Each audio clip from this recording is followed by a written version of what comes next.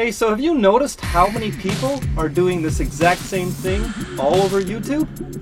Hello everyone, it's me, Mocha Gypsy, and I'm here to show you my new home that I've been living in. It's Chad with Living the Van Life. Just taking a few minutes cleaning up here after breakfast. Let's check out the inside of my adventure mobile. Hi, I'm Christian. And I'm Allie, and this is Jessie. And we're the Hipster Gypsies. We live on the road and we sleep wherever we want. Welcome to our home.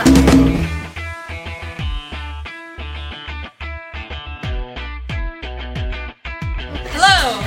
Welcome to our humble abode.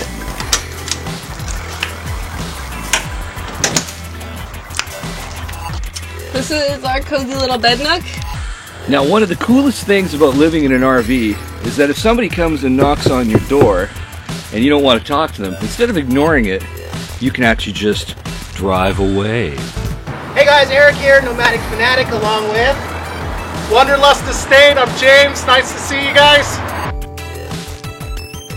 Sitting in a parking lot, we being myself and Penny, who's right here.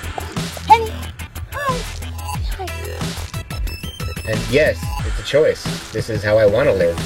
I mean, I don't see the point in paying $400, $500, $600 a month for a cheap apartment, you know, just for a place to sleep. What's up guys, it is Tynan from Tynan.com, and today I'm going to show you the inside of my RV that I've been living in since 2008. It is a 1996 Rialta. Swing around and look at the back. Start here. My van.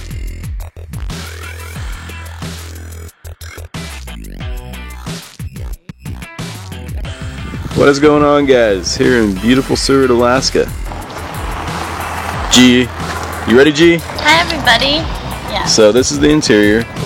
Here in my little van, I've got color TV, TiVo, home theater, PlayStation 2.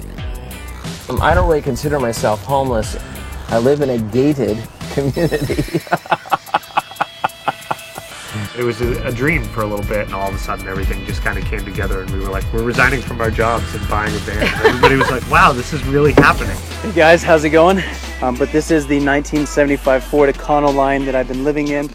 So is it just me, or does it seem that a lot of people that do this now are of the younger generation? Dare I say, hipsters? Well, I only have one thing to say to that.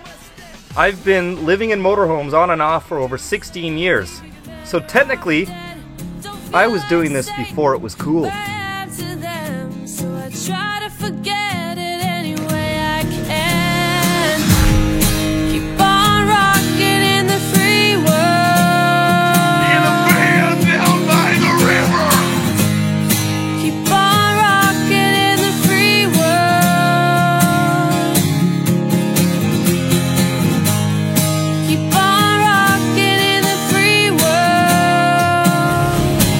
So, is van life for you? Well, that depends. What do you mean by van life? Because there's a big difference between buying a cargo van and throwing a mattress in the back, or buying a Class B motorhome like this. Alright? So, for those of you that aren't living this lifestyle yet, and you're still confused with all the classes of RVs, alright, there's Class A. A Class A RV is like a bus type, flat front, flat back. They're usually the biggest, okay? There's Class B, that's this.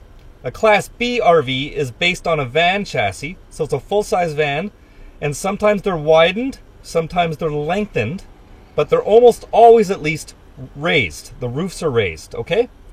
That's a Class B. That can range from Volkswagen Westphalias all the way up to a 21-foot wide body like this. Then there's Class C RVs. Class Cs are also based on vans. They have van front. They're cut off behind the front doors, and then they build the box on the back for the motorhome. And they always usually have the overhead cab bed, so they're unmistakable. You can see them from a mile away and you know it's a Class C RV. And then there's truck campers. Then there's fifth wheels. Then there's travel trailers. Then there's tent trailers. I mean, they're all RVs. I don't even like the word RV, the term RV. It stands for recreational vehicle, which implies that people only use these for recreational purposes, when that's a load of crap. There are thousands, if not tens of thousands, on this continent alone who live in these full-time, everywhere from city streets to the country to RV parks. You can find them everywhere. They are built as homes, after all. So it actually gives me a bit of a chuckle when certain people, sometimes affluential people who don't understand our lifestyle, they don't understand the gypsy way of thinking, where people like me, we don't like to be stuck in one place all the time, and we like the freedom. They don't understand that, so they call us homeless. Sometimes the media likes to throw that word out too. Look at all those RVers, they're all homeless. When in fact, we all own our own homes. I have 4 walls and a door, and a bed to come home to every night. It's my home. I think what it really comes down to is that the government thinks that if you don't have a fixed address, you're labeled as homeless. It's all about the address. They don't like the fact that we're kind of under the radar and they don't know where we are and we could be anywhere, we can go anywhere. You know, that kind of bothers them. But you know what? I don't have anything to hide, but it's none of their freaking business where I decide to live or what I decide to live in. This is my home because I made it my home. And you know what? It's a motor home. Motor home. Is that so hard to understand? Big government? Anyways, it's just common sense, really, to anybody with half a brain, that people that live in a motor home are no different than people that live in a mobile home or people that live on a houseboat or a sailboat or whatever. It's just a different type of home. And it makes no difference from any technical standpoint whether or not your house is built on a concrete foundation or whether it's built on 6 wheels like this one is, or whether it floats on water. It's still a home. So it's just a different type of home. I consider it a smart house. So I don't even, a lot of people say, well, you're not homeless, but you're houseless. Well, yeah, I'm stationary houseless. My house moves. Again, it's just a different type of house. And human beings have been doing this since the beginning of time. I mean, what do you think the gypsies, the real gypsies, did? They brought their homes with them everywhere they went. In wagons, attached to horses. I mean, it's nothing new. Humans have been doing this for a long time, and it's in our blood. At least some of ours, definitely mine. And I wouldn't give up the freedom for anything. So, now that's out of the way. I know there's tens of thousands, hundreds of thousands, according to my YouTube view counts, of people interested in this lifestyle like nothing else. It's just amazing how much interest there is. And most of my subscribers are people that are already doing this in their Class A's, Class B's, Class C's, boats, you name it.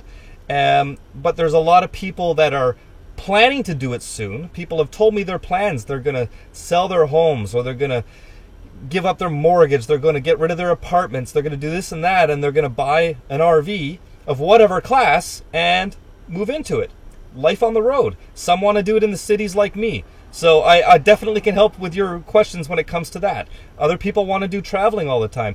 I want to start doing more of that next summer, and I want to do it with my channel. And I might do some crowdfunding through YouTube and see if I can get a trip financed to maybe go around North America. I'd love to do a nice loop. That would be just amazing, because I have viewers on this channel from almost every city in Canada and the USA who I'd love to visit. If anyone ever labels you for being homeless because you live on your boat or you live in a motorhome, just smile. I mean, don't let their stupidity and arrogance get to you. Because, if anything, you're a step above them. You have freedom they gave up. They're locked into their mortgage for a good part of their life. And they now have to work 9 to 5, at least 5 days a week, and not even be in their home for most of their lives. They're going to be at work to pay for the house they're not even in. And then, hopefully, they'll get a couple weeks vacation once a year. Hopefully, they'll get those weekends off to, maintain the home. But they're still not living. So, to each their own. The house and the white picket fence idea, to me, it's revolting. I don't think we're here on this planet to do that. And I think we're just wasting our lives. We are only here once, so you know what? Make the best of it. Get out there. Do what you want to do. Live how you want to live. Don't let anyone tell you that it's right or wrong. You do what you want to do and what makes you happy. This makes me very happy. I haven't been this happy since, well, the last time I lived in an RV. Go figure. This is not living homeless. All right, I've got a queen-size bed here. I've got storage for food, air conditioning, an LED flat-screen TV, a propane fireplace, a kitchen, fridge, stove, running water,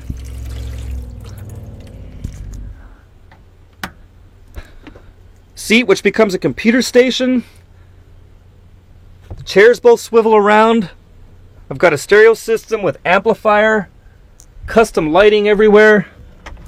I've got a wet bath, hot shower, anywhere I want, anytime. I have a fan vent on the roof. I have solar power, generating electricity every day. I'm even working on a rain collection system idea to put on the roof here sometime. It'll happen. I mean, I couldn't do any of this when I was paying to live in someone else's building. I actually have pride in this. This is my home. I don't mind spending money on it. It feels good to spend $500 on this and build something and make it more livable, make it more comfortable. It feels a lot better to do that than give $500 to someone else just for the privilege of putting my head down at night somewhere and going to sleep.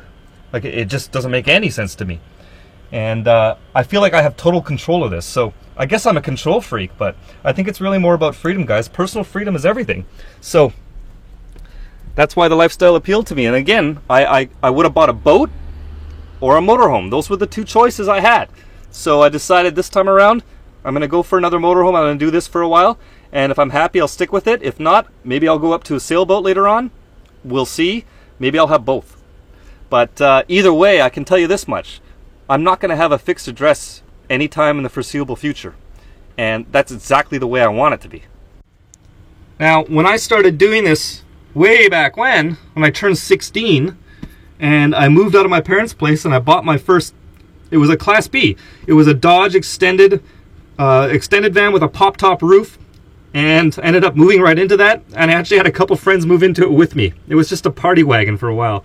But as I got older and started realizing what it means to be a homeowner, no matter what kind of home you own, there's a lot of responsibilities to it. And I actually see a lot more marginalized people, you know, people in poverty, or people that have had drug or alcohol problems, or people on welfare. There's a lot more of those living in brick and mortar buildings than there are in vans and motorhomes. Sure, there's some marginal people living on the streets in their vehicles. For the most part, they're not RVs though. They're not motorhomes. They're not camper vans unless they're really dilapidated rust buckets and whatnot. But for the most part, people that do this have to have money and responsibility to maintain and upkeep their home.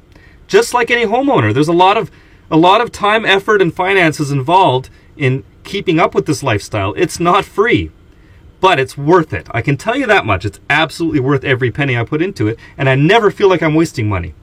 I always feel like it's going towards a good thing, so I don't mind it at all.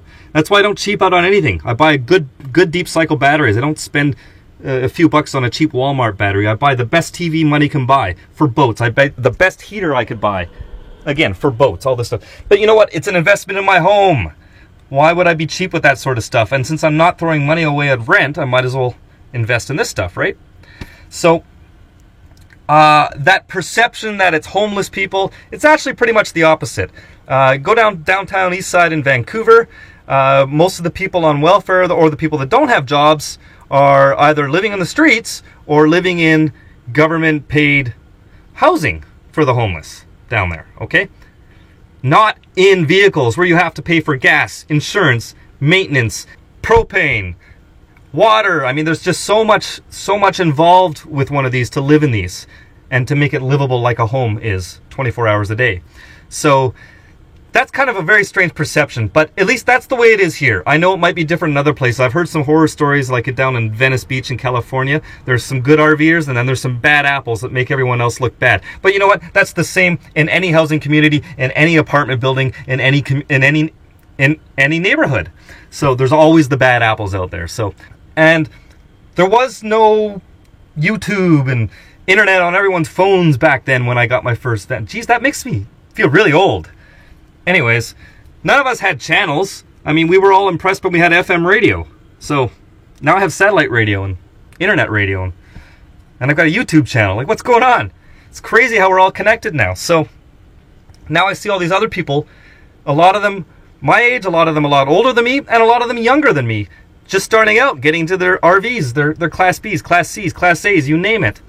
And a lot of it reminds me of me when I was back that age. And it's just, I think it's awesome that we can connect now online and meet all these other people doing this. Just like my buddy Wanderlust Estate, who just got his first van a couple of months ago, moves into it, starts a YouTube channel. I subscribe to the guy. He drives all the way up here to Vancouver, BC from Texas and visits. Like, that wouldn't have happened back in the day. So thank you, YouTube, and thank you, Wanderlust, and thank you everyone else on YouTube.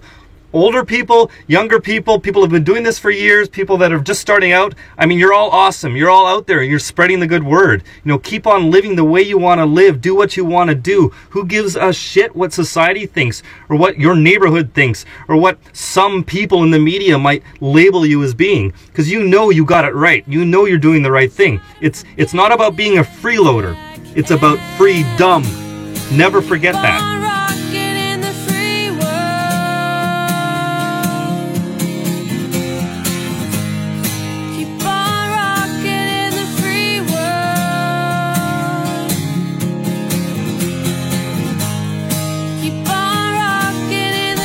Big props to all of you, though. Keep on rocking in the free world, everyone.